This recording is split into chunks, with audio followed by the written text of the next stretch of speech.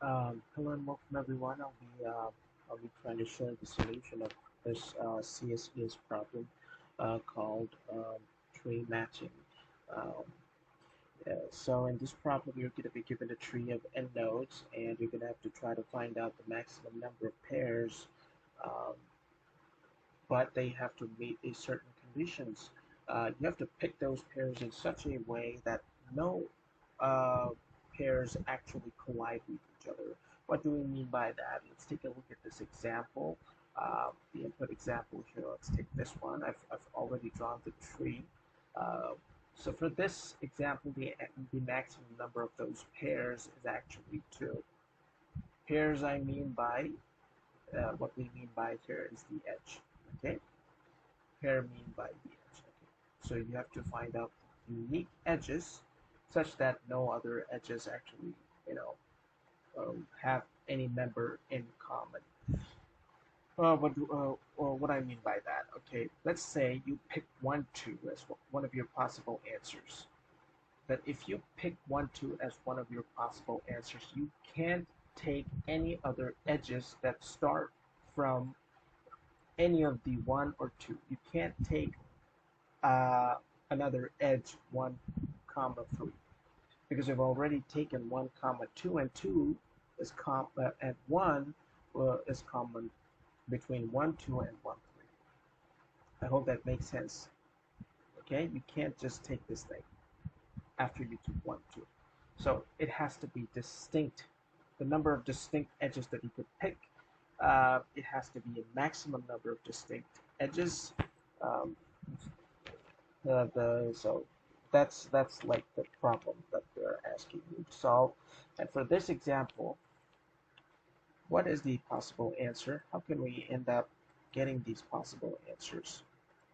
Okay, I could say one of the possible answers is this. Okay, I can pick this. If I pick this, then 3 and 5, I can't pick 3 and 5 because I've already picked 3, 4. After that, maybe I could pick this one, right? And turns out this is exactly the maximum number of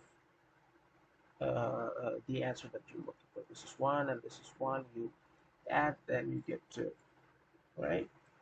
So that's the thing. Now the big question is, how do we solve it? Well, basically there are two ways that you could solve it. One is a direct greedy operation that you could apply. A greedy traversal, an operation that you could apply and you get your answer. The another one is the most common one. Commonly, you could think about it as using dynamic programming.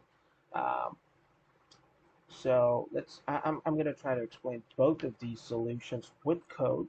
So first, let's take a look at the greedy solution. What is the greedy solution? How do we actually solve it? The greedy solution actually states uh, that we will try to capture the edges from um, from the leaf nodes. Yes, we will try to traverse from the leaf nodes. We will check out all the leaf nodes and we will try to gather all of those pairs of, or should I call the edges, and then move one level up and so on and so forth. That's how we're going to go. How does that work? First, you pick a node and make it a root. You go down recursively, find the leaf, and then what you do, okay, I found the leaf. I think this is one of the possible answers. Then I will say, okay, this is a possible answer. Uh, let's go down again. Down again. This is one of the possible leaf. Okay, we have it. And we've picked one. Okay. Now the recursive function comes here and then it moves here. Okay, I have another leaf. Can I pick 3 and 5? No, I can't. Somehow we need to keep a track on these edges of the nodes that we've already picked. So we could, uh, when there's a situation like this arises, we could actually, you know, um, reduce or not take that into one of my answers. For example, uh, if I've already taken 3, 4 as one of my possible answers, when I move to 5, and I try to say, okay, 3 and 5 is a possible answer, but 3 is already taken, so I can't take this 5 and 3 as one of my possible answers. So I don't take it. And that is the greedy operation. That does guarantee me the perfect answer, or should I say the best possible answer. And you might say, why is that? Um, I also try to make some sense of understanding because um, uh, what I think is that, okay, if you start from the leaf, you don't have you don't have like what, multiple edges from the leaf, right? So you have no other options but to take it. But if you would have done the same thing from the root node, okay, the root node which might have more than one child. What I mean by is that if you would have started this thing from the root node like that, okay, you would have had more than one child. Then you would have to make a choice. Uh, okay, I might pick this or this or this, right? Then it would lead to a completely different solution, which I will be coming to explain later in just a bit. But if you would have started your traverse from the leaf node, you would always have only one edge, right? So you wouldn't have to worry about anything else. You just pick it as one of your possible answers. So that's what I think the intuition, as an intuition of this greedy approach, which you could solve it. And yeah, that's the thing. Let's take a look at the greedy solution. Okay, we'll come to the next solution later, but the greedy solution is this. Basically, you take the input, you go for a DFS, you traverse, and then you come to a point where you have the leaf node, right? This is the whole traversal until you find the leaf, and then from the leaf, you check uh, whether these two um, edges actually um, have not been considered as one of our answers. If that's not the case, uh, then I will be, mapping them to one. So, and count one possible answers, and then break it.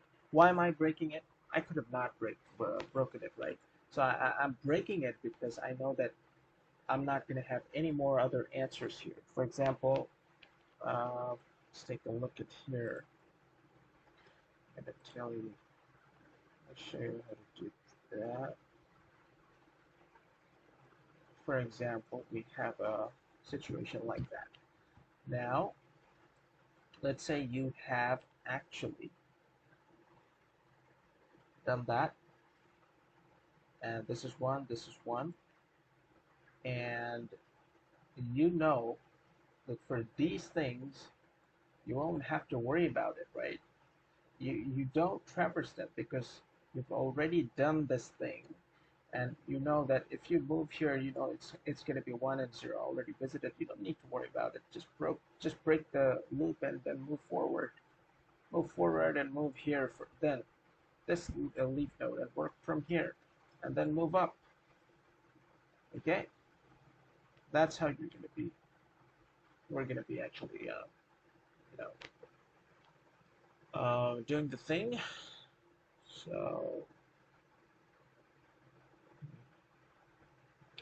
So yeah, that's the solution. Now, the next solution, which is the more obvious solution that could come to um, in your mind, which is the dynamic programming solution, which is more important to understand. So dynamic programming is that, okay, I'm going to start from the root, which could have more than one child. Now, what can I do? What sort of position that I have. I could either take this node, I could either take this node, or I could either not take this node. If I take this node or not take this node, you see that? We've got two different states, or should I say two different situations. So we have one additional state. Okay, let's say I don't take this node. If I don't take this node, what would happen? Then this node will never be part of my answer. What will be part of my answer? Well, part the children's operation, right? There, the children's operations sum, right?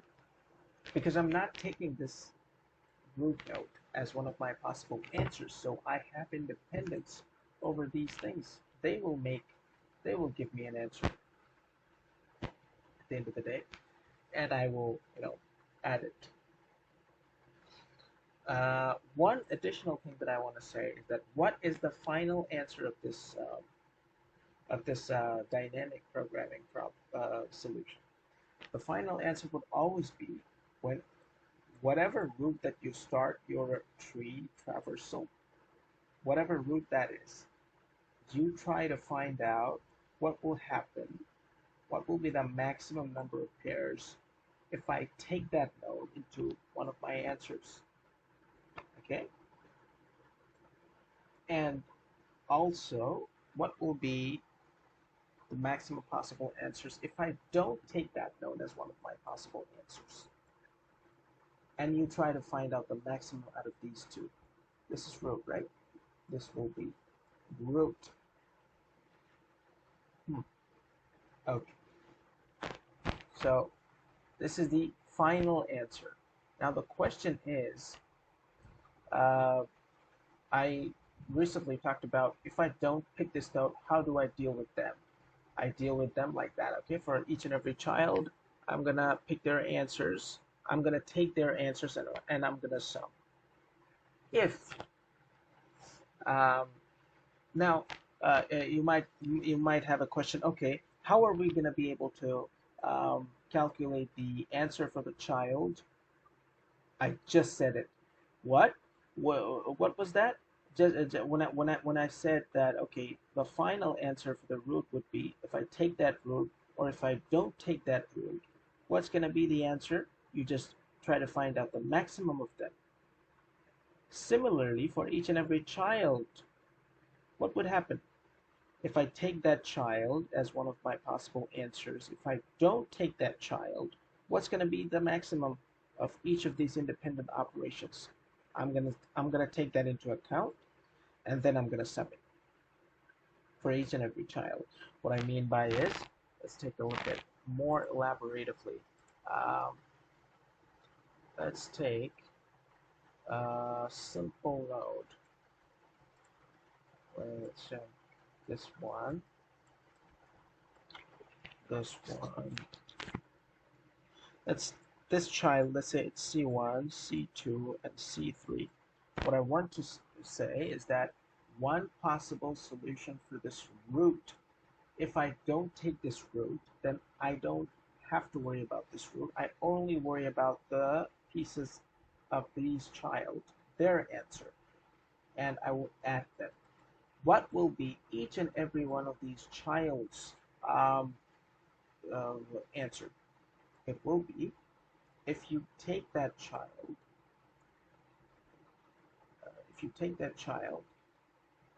and if you don't take that child, and you find the answer for the rest of the part. If you take that child and find the answer of the rest of the part, and then you do the maximum, right? For each and every child, you do the exact same thing, and you're going to sum it up. That could be a possible answer for the root. If you don't take the root as one of your answer. If you do take the root as your possible answer, what would the situation look like? It will be a little bit more complicated, but I'm going to show you. This is the thing. Let's say this is your root, and you decide that I'm going to take this root as one of my possible answers. Now, you need to think about based on the child. You see, there are three childs of this root. If you start from here, any of the child could be part of its solution, right? It could be this one, it could be this one, it could be this one, right? Any of them. So what are we going to have to do? What we're going to have to do is we're going to have to run all of it. We're going to have to go through all possible solutions here. What do I mean by that? Okay, what I mean by is that, okay, one possible solution is you take these two, where this is the root, you take this root and this child as a valid answer. And then do these things without the root. Find out answers for them without the root. Okay? Now, how do we, this is the, let's say, child 2, child 3, and child 1. Now, you might have a question, what will be the solution for the child 1? Now, as I have already taken child 1 as part of the child, as part of the root, which means for this particular thing, for this particular child, if I want to find the answer of this part, the subtree, what will be? As this thing is already taken, I don't have to worry about anything else. I'm not going to take it. So the state would be 0 for this child, right? For this thing. But, so because this child was already part of the root, one answer is already there. So to find the rest of the answer, this is the part. No, I can't take this one. Why? I can't take this one for this subtree because it's already taken. No, I can't. This one, I can't do that. It's already taken. This C1. For their C2 and C3, what's going to be the answer? It's going to be exactly the same way we did in the previous section when I said that, okay, it's going to be the maximum out of it. Maximum if you take C2 as your possible answer, or if you don't take C2 as your possible answer. You find out the maximum, you sum it up. So, to sum that up, what could be the possible answer? Let's say we take a notation. I think that would be much more easier. So this is C1, C2, and C3. This is the root. Okay. What I'm going to do is, let's say for RC1, if I take this as possible answers, we've got 1. Okay. The 1 plus, I'm going to say you find out, so solve C1 of 0, right? Because C1 is already part of here, and plus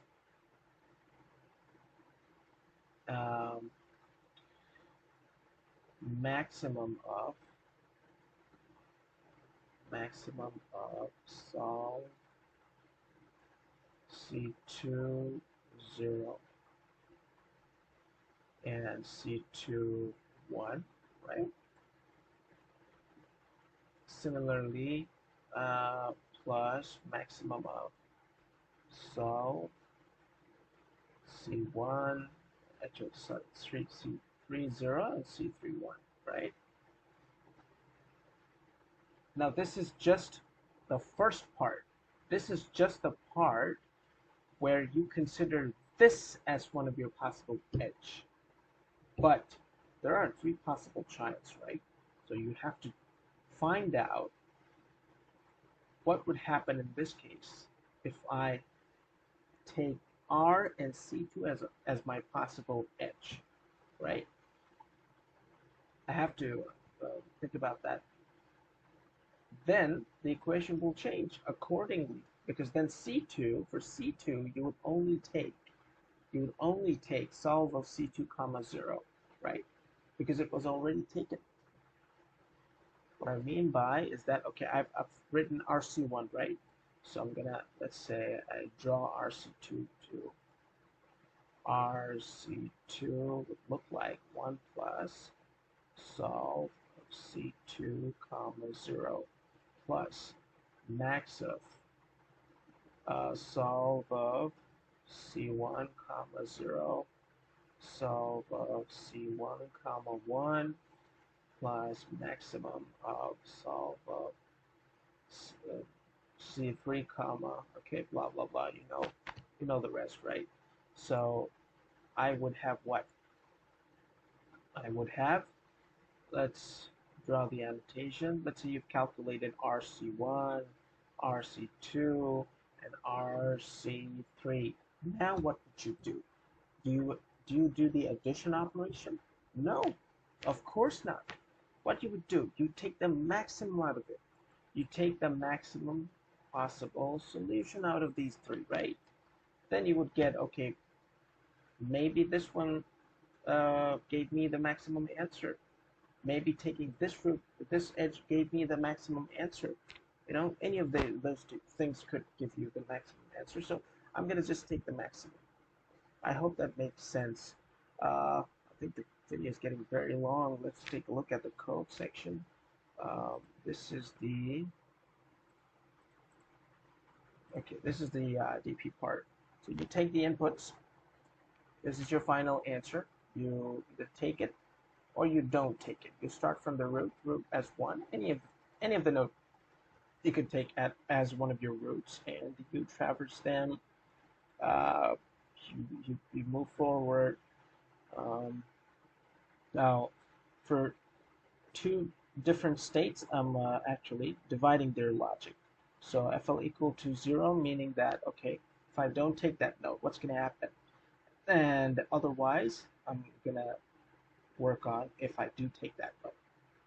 So, yeah, that's the part. That's the part. Yeah, I hope that makes sense. Try to, yeah, that's okay, let's take a look at this one. FL equal to 0. Okay, if I don't take that node as one of my possible answers, you know what I said. I said, okay, for each and every child, take their and not taking, find out their maximum, and then just sum it up, right? That's what I said. If you don't take that node as possible answer, if you do take that node, then how would you do it? You, that's just for implementation purpose. You try to find out the answer accordingly, the logic that I just said. No, I think the video is too long. I just don't want to make it any longer.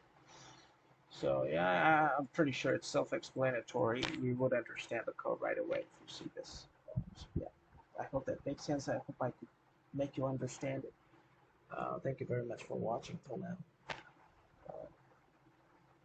Goodbye.